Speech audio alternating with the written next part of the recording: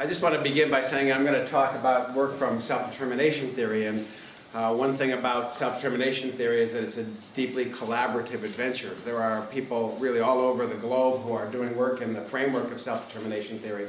And I've had a lot of brilliant students who've really inspired me over the years, and wonderful colleagues with whom I work. And I cite a few of the people whose work I might speak about today here. But really, I'm always collaborative in the work that I do, and so I can't take credit for all those publications.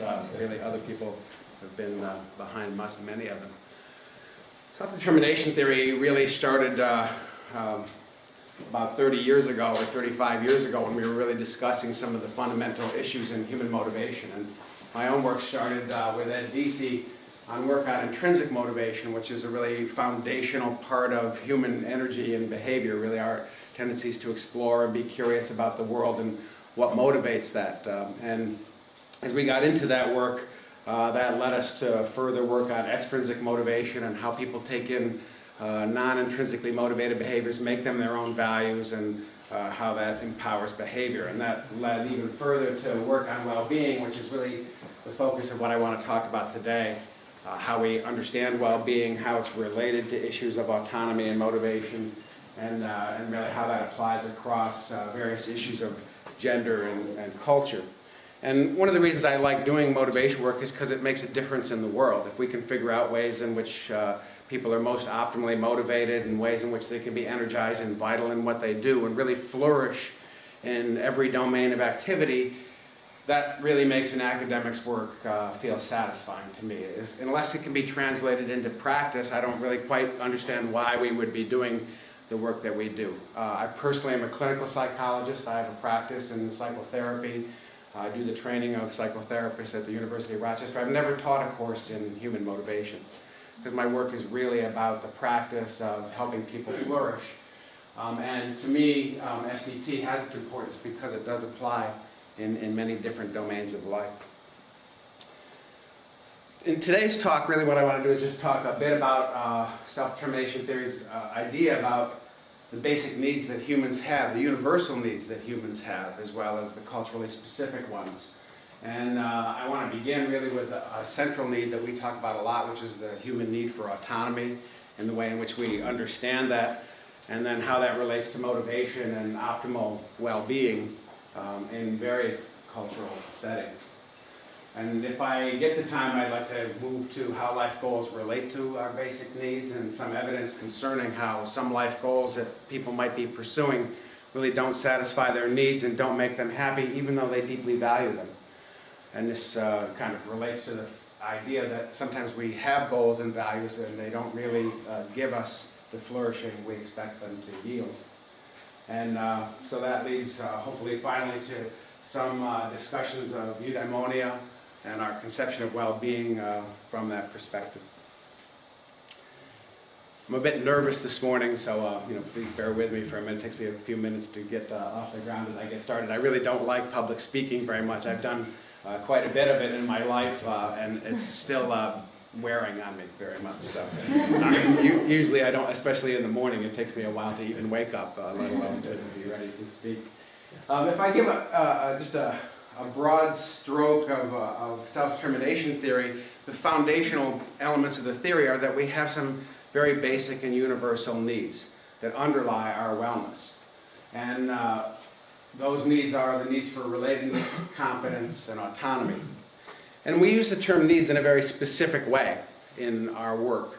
So in the history of psychology, the word need gets used in many different ways. Henry Murray, for instance, used to use the word need to refer to strong motives that a person would have. So in his system of psychology, he had needs for achievement and needs for affiliation, but also needs for abasement, needs for dominance, needs for power, all kinds of needs. And really what he meant is that people are characterized by individual differences and very strong motives that they have. And that's one idea of needs, and we even use this term need in that way in lay culture quite a bit.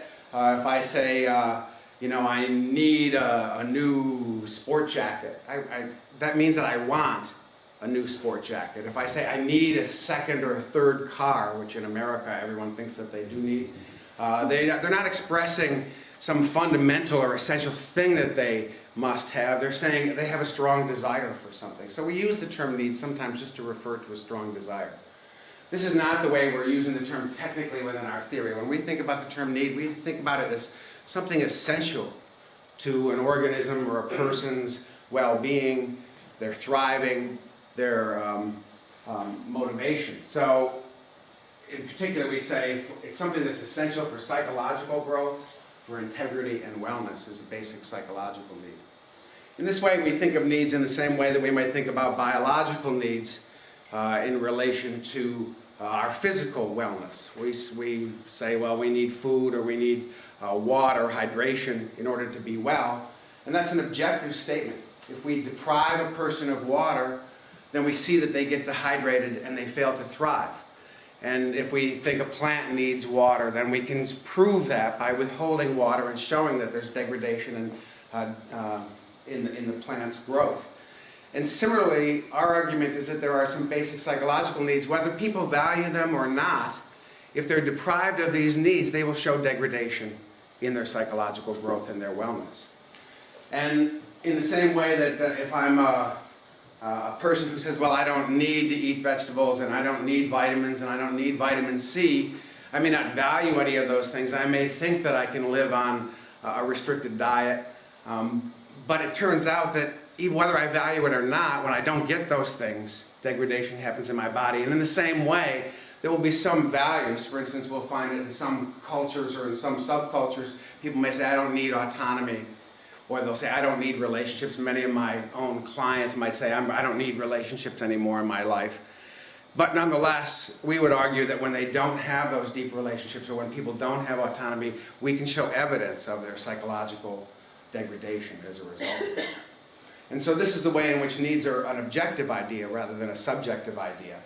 And that's one of the foundational aspects of this. In this sense, we think needs are, they're not acquired. So motives are acquired, individual differences in the strengths of desires are acquired, but needs are part of the evolved nature of our psyches. And as a result of that, they're universal rather than culturally specific, even though they might have, and they do have, different manifestations in different cultures. The way in which needs will be expressed and satisfied will vary from culture to culture, but the needs themselves will have some variant aspects. And again, they don't need to be necessarily consciously pursued to have an impact on the person's wellness. Now, given that really restrictive definition of needs, there's not very many things that we would identify as basic human needs. For instance, you don't see things up here like power or dominance or money or financial success. None of those things for us would be essential needs of people. What we would say was that psychologically what we need is relatedness. We need to feel belonging and cared for and connected with other people. That we need to feel effective in our own environments. We need to be able to feel like we can have an impact on the world around us in a way that allows us to feel efficacy. And perhaps the most controversial need within our work has been the need for autonomy. And so I want to spend just a few minutes defining in particular the word autonomy because it's going to be the most controversial of the things that I discussed today, although I hope to get more especially to relations. Because for us, autonomy means that you're behaving in accord with your own abiding values. You're able to act in a way that matches your interests and your deep values. And the opposite of autonomy is heteronomy, and this is when you're forced to do something that's alien to yourself. The opposite of autonomy is not dependence, and I want to say in particular that, that we can be autonomously independent or we can be autonomously dependent. We can be autonomously interdependent or we can be forced into interdependence. So when I, for instance, go to, a common example I use is when I go to my physician and I'm ill, I'm in a position of dependency because I don't know what to do for my body in that moment. And I go to her and I say, please, I'm ill, would you take care of me? And I do so quite autonomously and quite volitionally. So I'm volitionally dependent in that moment. When I turn to my wife and I ask her for help on something, I'm often volitionally dependent. This is not a position of heteronomy. In fact, it's not alien at all to me to ask for help or guidance. We show repeatedly in our work that the healthiest adolescents are those who are volitionally, autonomously dependent on their parents. They turn to their parents for help and for guidance at crucial points in their life. And the reason they do so, we show repeatedly, is because their parents are not excessively controlling and their parents are supportive. And so then when you have a relationship like that, then you can be volitionally dependent. You can also be volitionally independent when you say, I would like to do something myself. In this case, I'd like to do this on my own. There are cases where people are autonomously independent. Sometimes we're forced into positions of independence where someone says, no, you must do this on your own and you cannot have my help or my guidance. And so the way we define independence in self-determination theory is in accord with the idea that dependence is the reliance on somebody else for goods, needs, or guidance.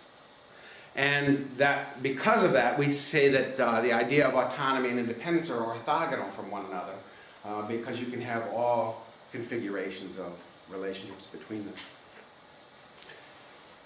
Now, our definition of autonomy really has relationships to many deep philosophical traditions, and I could spend a lot of time talking about this today. My own background at the University of Connecticut was in phenomenological studies. Really, my own work grew out of work of Husserlian phenomenology and hermeneutics of Heidegger and others that really were my major influences. And within that view, this definition of autonomy resonates. So in, for instance, the work of Ricoeur or Fonder, the argument is that when you're self-determined or when you're autonomous, you feel like your behavior is fitting with yourself, it's congruent, and it's therefore coming from yourself, and that the opposite of this is that something is imposed on you in an alien manner.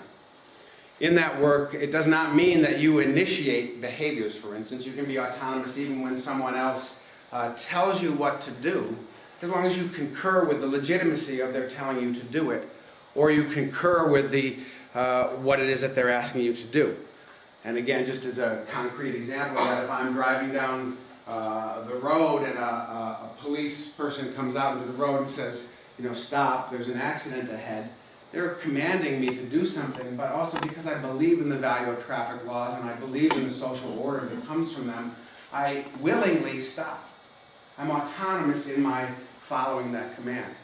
And a parent who has children and they are giving their children guidance or rules, a child can autonomously follow those rules, provided that they concur with the legitimacy and the meaning of those rules. And we'll show some reasons why, what feeds that legitimacy or what takes away from that legitimacy and therefore makes some kinds of commands heteronymous and some kinds of commands autonomous. But the notion is that to be autonomous does not mean that you initiate everything yourself.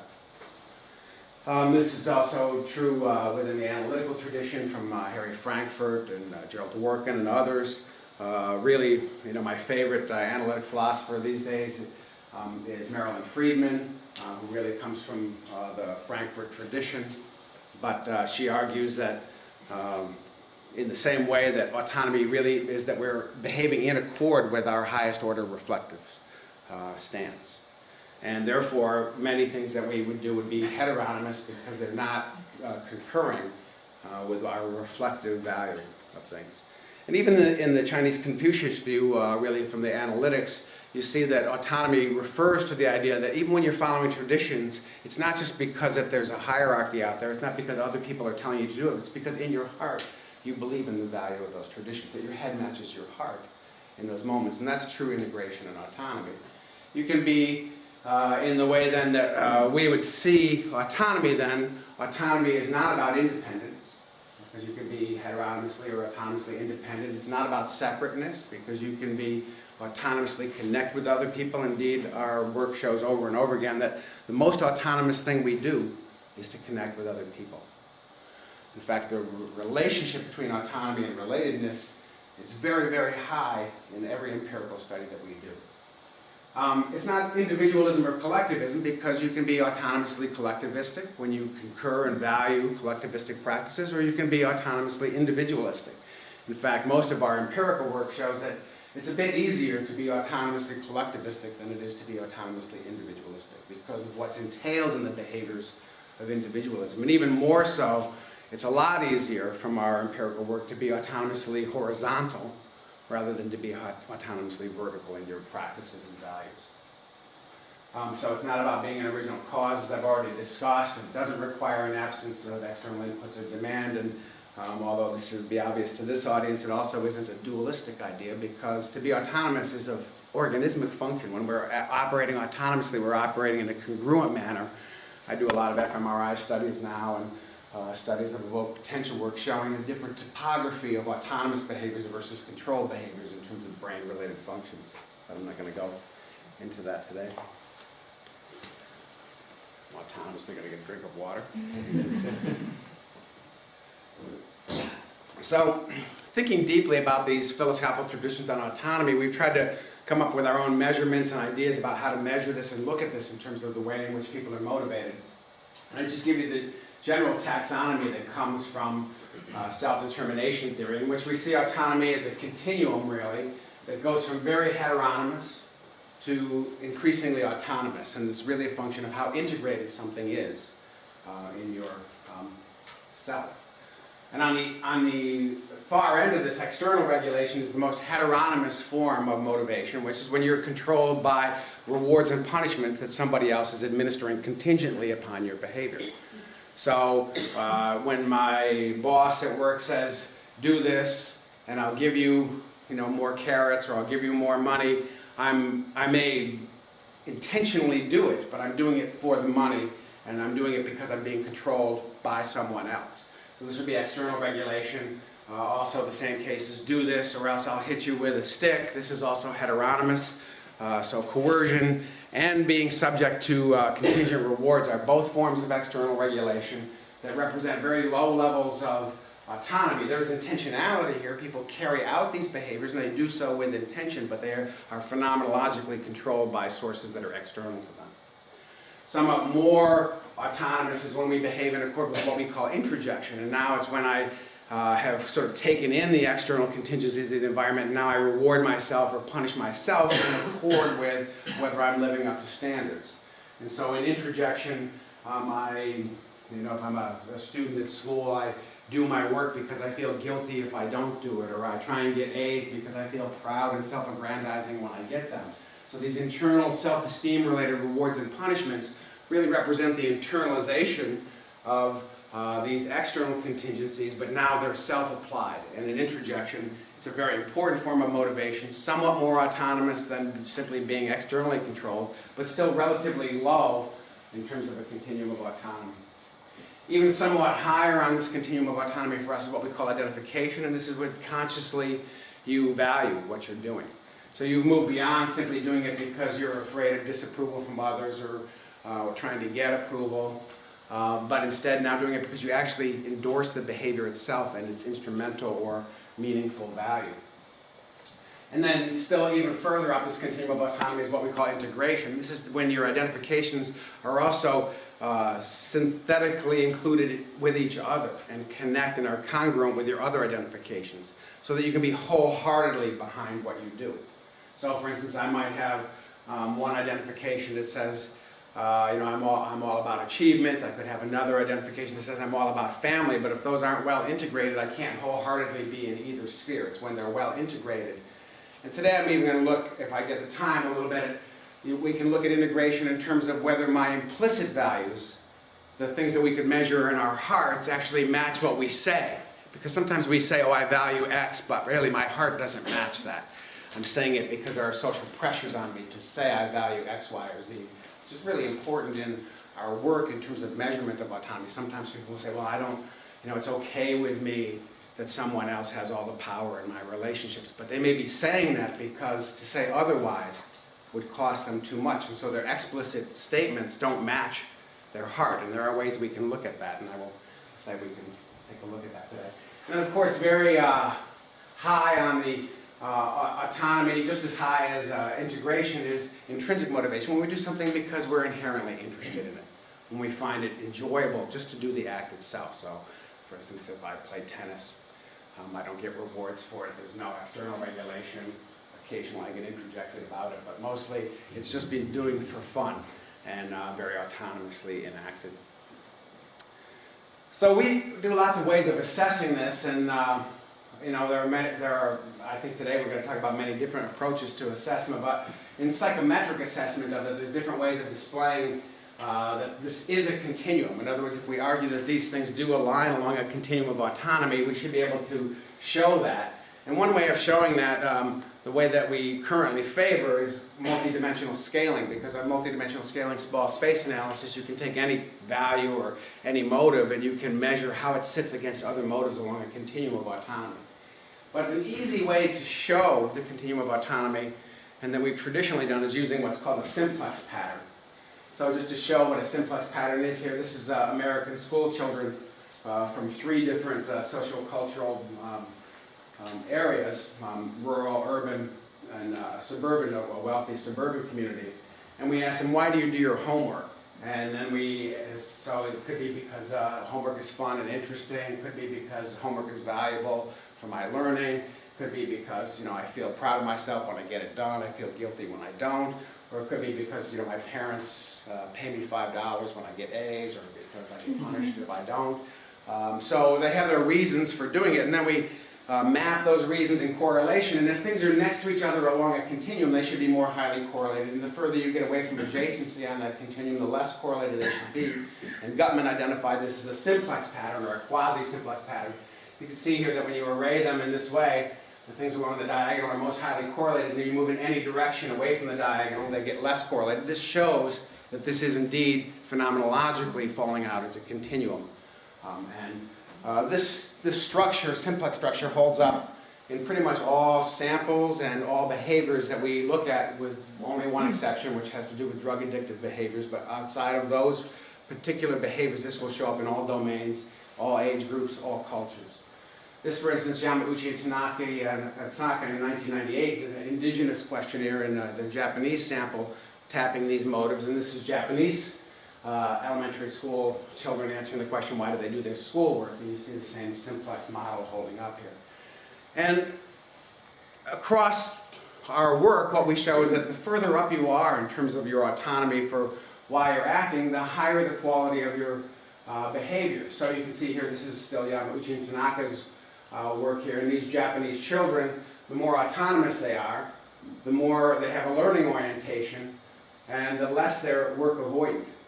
Performance orientation, wanting to do better than others, is really, as you can see, most strongly associated with introjection, because of course that's where you're going to feel the pride and the self-aggrandizement and the guilt when you don't do well. And in terms of depth of learning, you can see that deep processing learning is more associated with more autonomous motives, and surface processing more associated with heteronomous ones. In Chinese children, it's the same thing. This is data from Bao and Lam when they're looking at the relative autonomy score. This is just the summary score you get from asking these questions of school children. You see that their engagement in school, their persistence and effort in school, is a linear function of how autonomous they are. And this is at all levels of relatedness to parents, regardless of how close they feel to parents. Autonomy matters in terms of their persistence and motivation.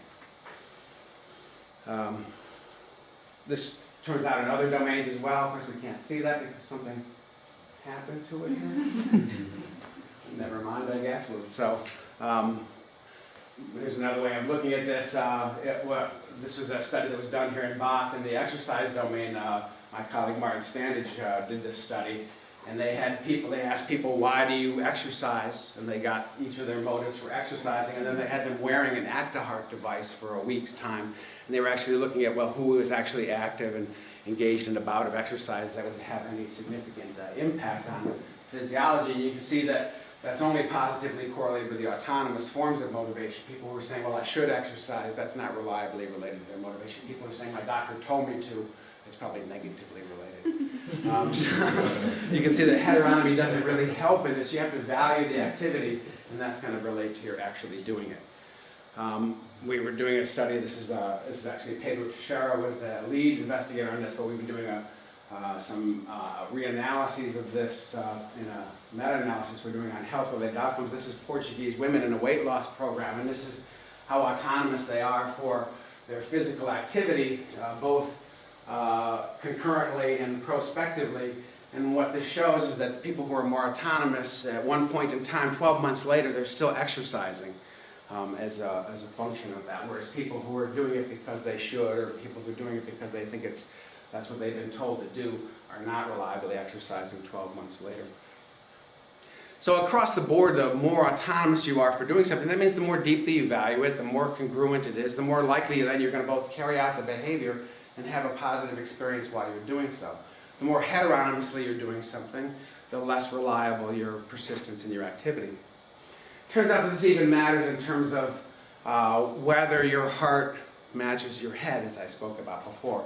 And there's a lot of new methods for getting at this, and it really comes out of dual process theory in our methods. But Lisa Legault was one of the first people in our tradition or framework to be looking at dual process evaluations of autonomy. And she's done several really fascinating studies on this, but this was her first one, and it had to do with asking people, why would you inhibit the expression of prejudice toward others? And when we think about people's motives for not showing prejudice in a public way, sometimes that's really, they're not motivated, or sometimes it's because they know that externally you pay a price for acting prejudiced. So you could get punished, or you get rewarded if you act less prejudiced. That's external regulation for not being prejudiced.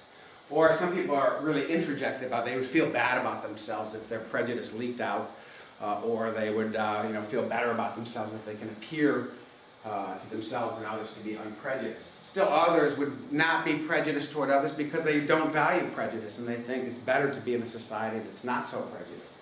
And finally, some people are really integrated in that. So she measures, using our typical self-report, your reasons for not being prejudiced, but then she does a really interesting thing, which is she not only measures using a separate indice of an affective prejudice test, essentially, where your prejudice comes out explicitly, but she also uses a reaction time measure based on the implicit association test, in which you just get the accessibility of prejudiced thoughts in association with different targets. And this is a way of, regardless of your self-report, of tapping how accessible prejudice is to you.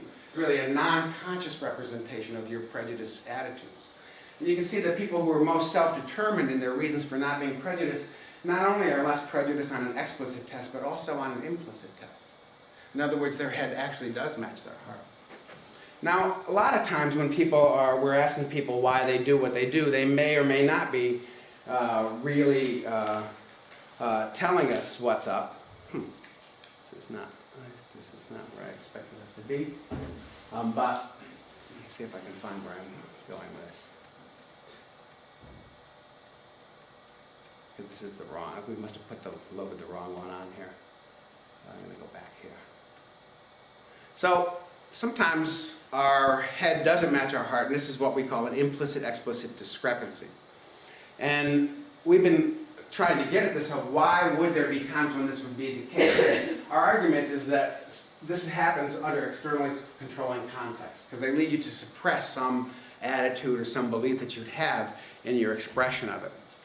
And we think when you're in a circumstance where your autonomy is supportive, your heart is going to be more matching what you're able to say. Your explicit and your explicit attitudes will be more convergent. And in a series of studies that we've just coming out with, we use the example of sexual orientations to show this. We ask people, what is your sexual orientation? Are you gay or are you straight? And we ask them on a 10-point scale, right? Basically, put yourself on a 10-point scale. And so on one end, you're highly heterosexual, on the other side, you're highly homosexual.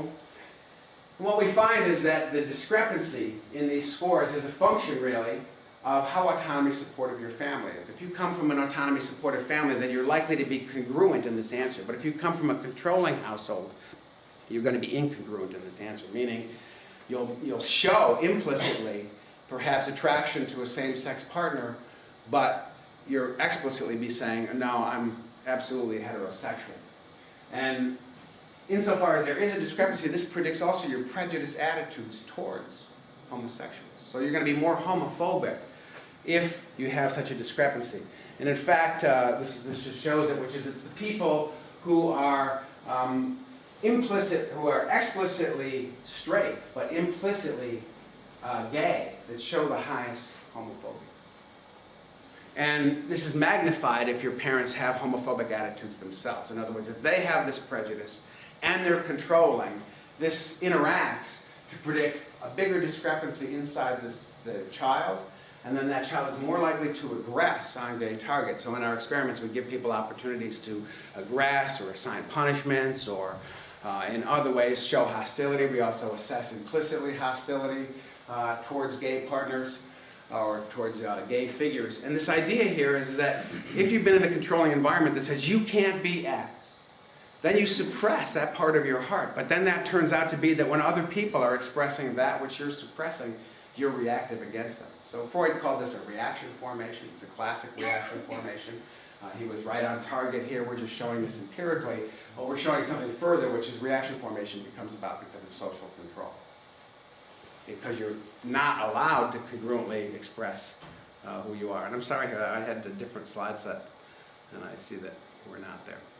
Anyway, we think conditions where there's autonomy support produce more autonomous motivation, more congruence, and more need satisfaction. And we have lots of studies to show this. And I'm going to kind of quickly just show some in different cultures.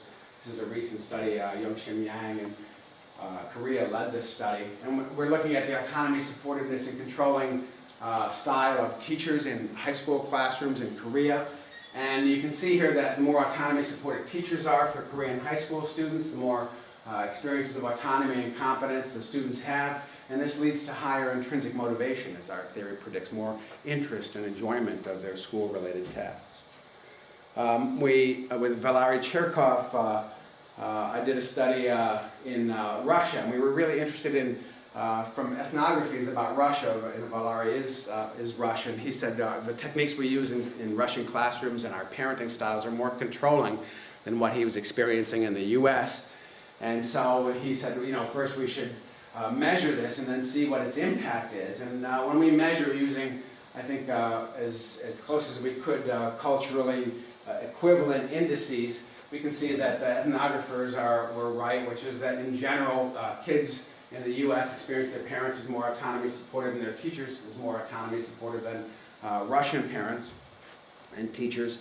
But we weren't really interested in those mean level differences. We're interested in what's the relationship between more controlling styles and outcomes in these students. And what you can see here is that when parents or teachers are more autonomy supportive, the students are in their own motivation less externally regulated. It's unreliably related to introjection. It's positively related to more identification. And when teachers are autonomy supportive, it's related to intrinsic motivation in the classroom. And why? Because the teachers are the ones who are in control of whether the curriculum is interesting or engaging in that way, whereas the parents can only help with the value of school itself.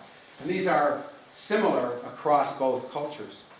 And also in terms of well-being, similar results, which is both in both cultures, to the extent that parents and teachers are more controlling, there's lower well-being. And you can see this in terms of both life satisfaction, self-actualization. Russian parents who are controlling have kids who are more depressive. We don't get that result in the U.S. and less satisfied with their life. So very parallel, not moderated by country effects on wellness. Ahmad van Stinkish and Sonens recently did a study in Jordan applying the same thing. They're looking at Jordanian parents and particularly perceived psychological control, which is a strong controlling style with your children. And you can see that the more that the parents are psychologically controlling, the less experience of autonomy and relatedness that children feel, even less competence. And this shows up in their teachers' ratings of their problem behaviors. So in other words, the more controlling the parents are, the more problematic the children are in Jordan, even though for some people this might be perceived to be a culturally congruent style of parenting. It was Haya Kaplan really led this study. We've been doing some work in Bedouin communities in Israel. And in one of Haya's studies, she's looking at Bedouin students in junior high and high schools, and the teacher styles have either been autonomy supportive or suppressive. And it's pretty poor Bedouin population. And she's really been interested a lot in how Bedouin children can be better integrated into the Israeli school system, but here she's just looking at the autonomy supportiveness versus autonomy suppressiveness of the teacher's style, and it relates directly to how autonomously motivated the Bedouin students are, and also in terms of their engagement in school.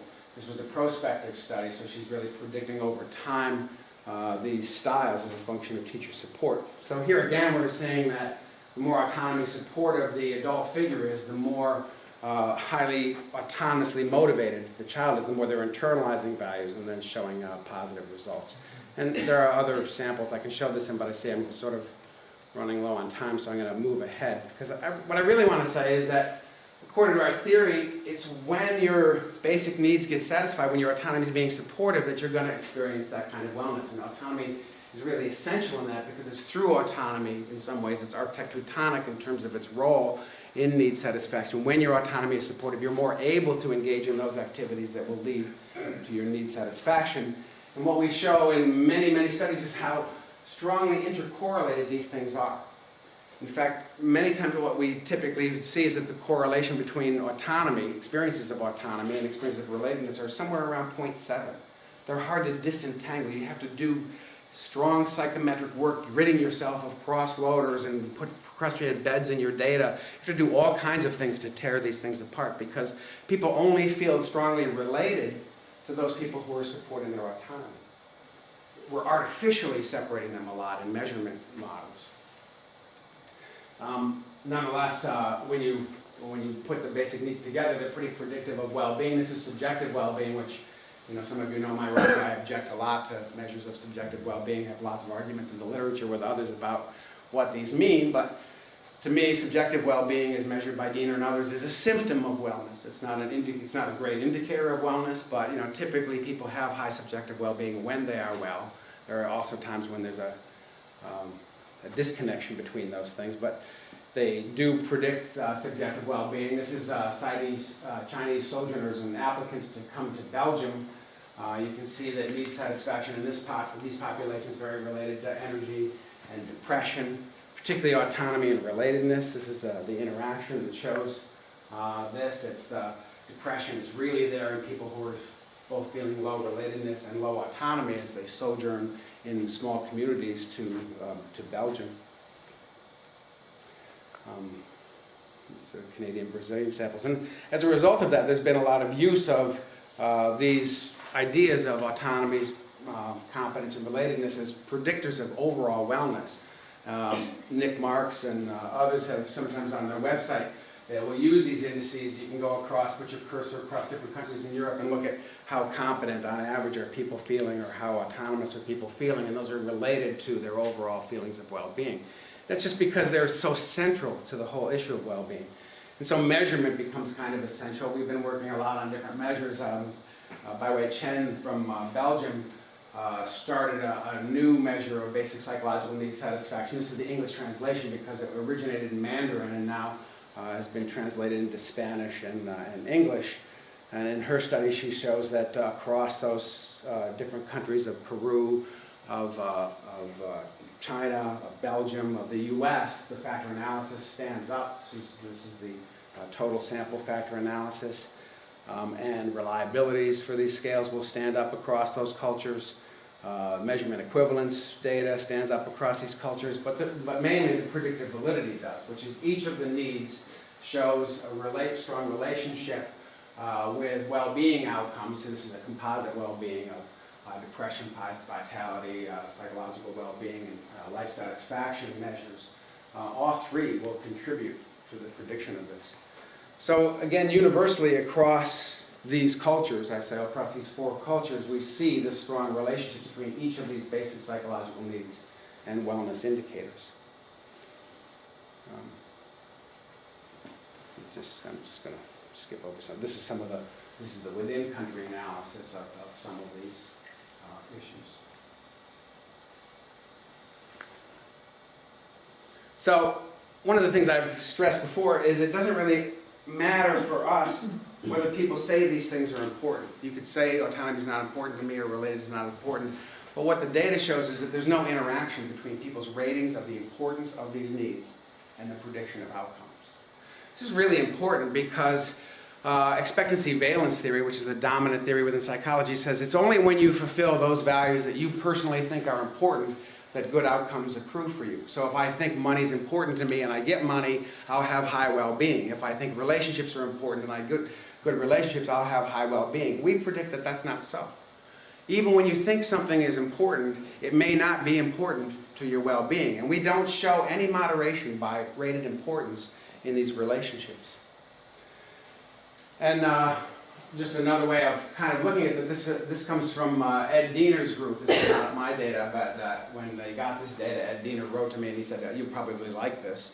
Because we've had a lot of discussions over the years. But what they were looking at is, this was their 2010 study that appeared in JPSP, and they used a Gallup poll. It's the largest life satisfaction poll that's been done so far. I believe they had 45 countries involved in this and very heterogeneous samples involved. And they were trying to predict subjective well-being as a function of a number of variables here. And the affective variables are positive affect and negative affect. And you can see here that your household income is related to positive affect and to the absence of negative affect to some small degree. Relative income within your country is also predictive there. So these are significant relationships that are there. The wealth of your nation, so if you're in a wealthier nation, you have somewhat more positive affect.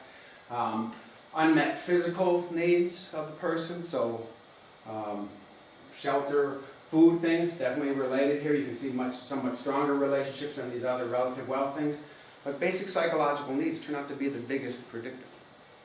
Weighted more heavily than any of these others, and these both when you do it through multiple regression or you do it through zero order analyses, it's your relationships, your autonomy that are really carrying the weight. And the largest predictor within this was autonomy, as his subsequent article shows. I just want to point out here, luxury possessions, much, much weaker. A lot of people think this is what's going to make them happy, but as you can see, these issues of income seem to pale by comparison to our basic psychological needs. Now, this is something that's true on a moment-to-moment basis, not just on a between-person basis. And so we do a lot of studies to try and look at this. So on a given day, I had to get up this morning and come here and give a talk, and as I said before, I really don't like giving talks. It's just not a thing I like to do. So I kind of did it because Sarah made me. And, so heteronomy, this would be my well-being. At this moment, when the talk is done, I may shoot up a bit. On a moment when you don't feel a lot of autonomy, well-being goes down. On a moment when you do feel autonomy, your well-being should go up. On a moment when you feel connected and belonging with other people, it should go up. When you laugh at my jokes, my well-being goes up a little bit. So any sense of connection and or autonomy or competence should raise well-being. In any moment in which those things aren't being experienced, then well-being should go down. So you can look at this at a daily basis. You could also look at this at an hourly basis. And we've been really interested in this. So we've been doing a lot of studies on variations in well-being across days and weeks and moments of people's lives. This is a student sample from the University of Rochester. And in the student sample, you can see here that they have, this is their positive affect. It's kind of stable across the week and then shoots up on Thursday afternoon, really Friday afternoon. Goes up, stays high across the weekend, goes back down. Negative affect has the opposite pattern. That's completely mediated by two psychological needs, the needs for autonomy and for relatedness. And so that got us thinking about American workers and about their experience, especially those who are 5-day-a-week workers. This is the student sample study. You can see that student autonomy shoots way up on the weekends. And relatedness shoots way up. They're with the people that they want to be with, and they're scheduling themselves and doing things in the order that they want to do them. Our university is a pretty high-pressure university, so I think these students aren't just out playing, but they're studying in their own self-organized way on weekends, as well as playing, and they're with the people that they want to be with.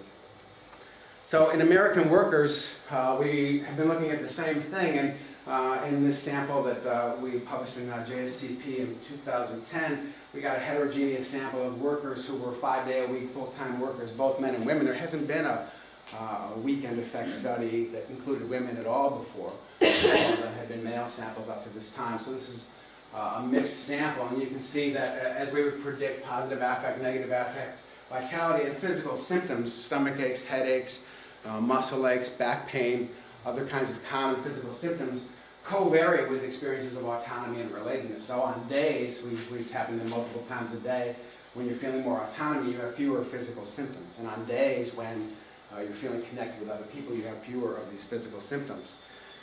And it turns out that they too have a big weekend effect. Well-being shoots up for American workers on weekends, these 5-day-a-week workers. And why is that? Because on weekends, they're experiencing more autonomy and relatedness. Competence doesn't really change over the week, it's just autonomy and relatedness, much like our student samples.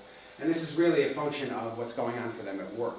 So most American workers at work feel very little autonomy. They feel very little connection to their coworkers, and that's why they're experiencing more of these negative health effects and psychological effects during that time.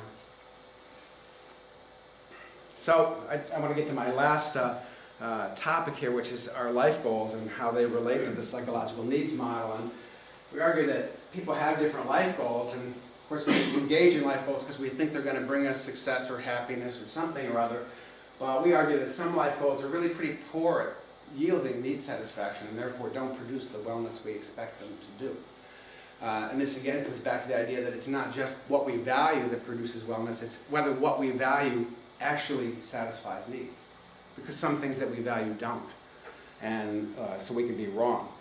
And we kind of get this idea a bit drawing from the eudaimonic tradition of Aristotle, because he made an empirical claim back then that what's going to lead to the good life, what's going to be most satisfying is the virtuous exercise of human potentialities, or doing those things that are intrinsically valuable. That's an empirical claim, because he could be wrong on this. There's lots of cultural messages that say differently to us today. Just to elaborate on Aristotle's thing here, he says, on the good life and happiness, to judge from their lives, most people, and he uses strong words here, the most vulgar of people, seem to suppose that the good life is about pleasure, and that's why they favor a life of consumption. So people think by consuming, I will make myself happy. And he argues with this. He says, now, the people who are happy, those are the ones who've cultivated their character and their mind, and they've kept the acquisition of external goods within moderate limits. Unhappy have managed to acquire more external goods than they can possibly use, and they're lacking in goods of the soul. When I think about a cultural critique of my own culture, of America, this describes my country right now, sadly. And so, the messages we get on an everyday basis, and unfortunately we spread across the globe, and others spread across the globe as well, European communities doing it, share on this, is that you can purchase happiness, that it's important to work and consume, this is the good life, and you're successful when you have money, when you have possessions, and when you have the right image, this is going to be the good life. So that's an empirical question. Aristotle says it's not going to be the case. Now, most people believe this in our country. A recent Pew survey of Gen Nexters, these are the people who are now in their early 20s, say, these are U.S. Gen Nexters, saying getting rich is the most important or second most important goal in their life for their peers. Getting famous is among their top goals. More of these people would rather be a celebrity assistant, meaning the person who carries Britney Spears bags into a hotel, than to be a federal judge or a Harvard professor. They didn't put University of Rochester professor here, that might have changed the results. But it shows that they're infected with an idea that being around celebrity, having money, having image, this is the good life out there. So they're buying a message from our media. So Tim Kasser, who was at one time a graduate student with me and who's written since then some beautiful books on this topic, he and I started thinking about this back in the early 90s. And in our first work, we were doing something simple. We were thinking, well, what about this idea that you want to be rich? Let's ask people about their aspiration for financial success. And then also ask them about other things. How important is that? How important are relationships, growth, and community? And then look at how relatively strong are those values within the person. And our initial findings, which got a lot of publicity, they were counterintuitive to many people. The more you valued money, the more unhappy you were, which a lot of people wouldn't have expected. And so then we started to expand our list of values that we were looking at, and we found that when you tapped into people's values, they tended to form two strong factors. In other words, from a factor analytic point of view, they load together. People who were into financial success also cared about popularity and fame. They cared a lot about their image and their physical attractiveness. And then, to the extent that people were interested in meaningful relationships and intimacy, they also cared about their communities more. They were more interested in personal growth and learning. There's a number of other values that since then we've shown will pile onto these, but these were the core factors that we originally identified. And we named them just for ease, intrinsic and extrinsic life goals, and then tried to look at the happiness of people who espouse those goals in relative terms.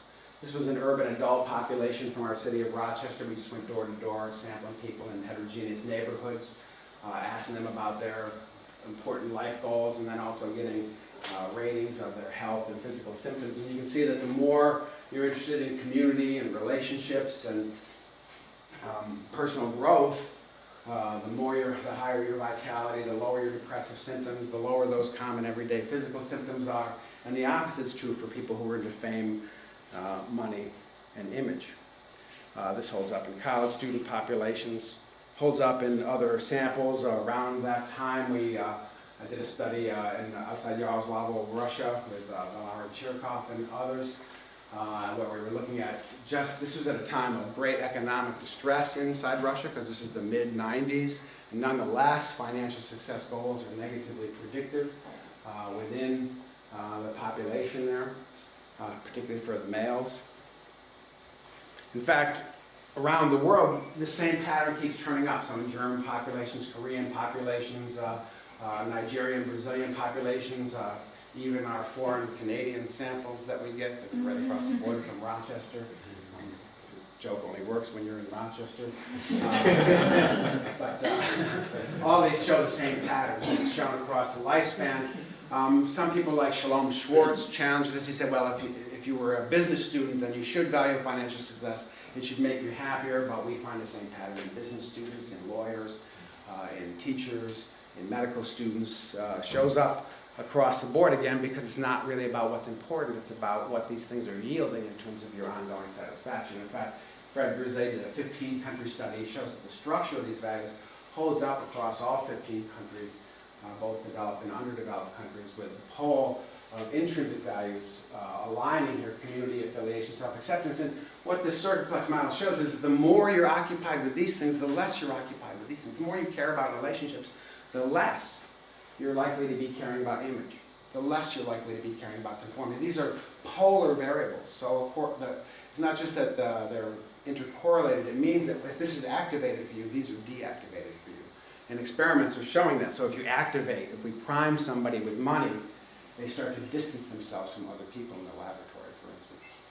So this is just an aspect of our human psyche, which they're sort of on opposite sides of our value systems. We happened to have a natural experiment that went on because we were doing some work in Iceland in 2007. So this is a study with Tim Kasser and myself and some others, David Cresswell and others. And while we were doing our surveys, the economic crash came to Iceland. And those of you who know what happened in Iceland know that they suffered a really severe depression, not just the recession that the rest of Europe suffered around 2007. And when a depression hits people, there's two reactions you can have. One is you get more focused on making money and materialism, and the other is that you say, maybe that stuff wasn't so important. Now, typically people get more focused on money in that, and 64% of people raised their value for materialism, and the other third lowered their value. And we followed them for 1 year, and what happened was those who became more materialistic became more unhappy across that year, controlling for actually what happened to them in terms of financial attainments. And people who lowered their concern with money and financial outcomes became happier over the year. Now, if you look across trends in populations, this is the U.S. college student population. You can see that college students are becoming over a 70-year period. This is Junie Twang's data. What she showed is that across 70 years, college students in America entering college students have become more depressed, more antisocial over time. And in her study, she's a demographic, she uses a lot of demographics. They were trying to figure out what accounts for this trend. So they looked at family structure, religious beliefs, socioeconomic changes, recessions, depressions, every variable that they could get at to predict why this trend happens.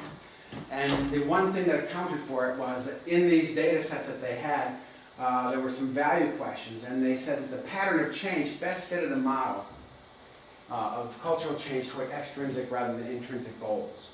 just to use the words that these investigators found. They said, over time, American culture shifted toward an environment in which more and more young people experience poor mental health and psychopathology, possibly due to an increased focus on money, appearance, and status rather than community and close relationships.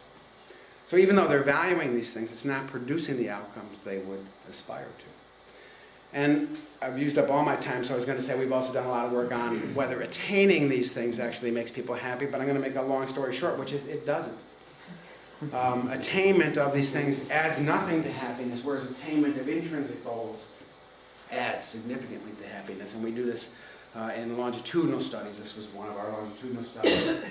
People following their years in college, if they had high intrinsic aspirations, they tended to make progress on those goals, and that led to well-being. But people who were into money and fame tended to actually get more money and fame, and nonetheless that led to more symptoms of ill-being rather than well-being over time. More drug use, more occupations with depression, more, all kinds of indicators of ill-being. Danny Kahneman, who used to disagree with us, now agrees with us on this. It's a strong model because it says there are universal needs. There are the needs to feel efficacious and the needs to be able to act in accord with your abiding values and interests. And that this applies across cultures and across developmental epochs. And so we think they're important regardless of your social situation, your socioeconomic status, the subgroup culture you're in, or your age. And those things are more likely to be satisfied under conditions where you're not oppressed, where you're not controlled, and where there's support for your autonomy. And we can talk a lot about what are those conditions that are supportive of autonomy. Under those conditions, you're going to be more congruent in your value. You're going to be more able to identify your own needs and to be able to act in fulfillment of them. And of course, this is what a clinician is always trying to do, is trying to help through an autonomy supportive environment people to get in touch with what it is that they really aspire to and value, and then be able to live those things so that they can flourish. This is the activity of a clinician, but it's also our cultures do this to various degrees. I tried to argue a bit that not all cultural goals and values are equally facilitating of need satisfaction, and that even when you attain some goals that you might highly value, that won't necessarily lead to wellness. And one, I think, strong point of this is that by having an objective notion of basic psychological needs, you also have a basis for critiquing cultures. If we looked at schools, we say, well, this school is better at facilitating the needs of its children than this school. If we look at families, we can say this about families. If we look at work organizations, we can say that about work organizations. But it's also true that some of our nations, some of our economic systems, some of our cultural systems are more or less oppressive to basic human needs. We look around the world, we look at the plight of women, we see some cultures really oppress autonomy in women, and they pay a well-being price for that. We should be able to critique that. But we can't do that unless we have some idea about what are the basic psychological needs that humans have and what's in the way of getting those fulfilled. And while that's a kind of strong stance to take, I think that's why we argue that there are some things that are irreducible and basic in human nature, and which all humans should be facilitated and satisfied. Thank you very much.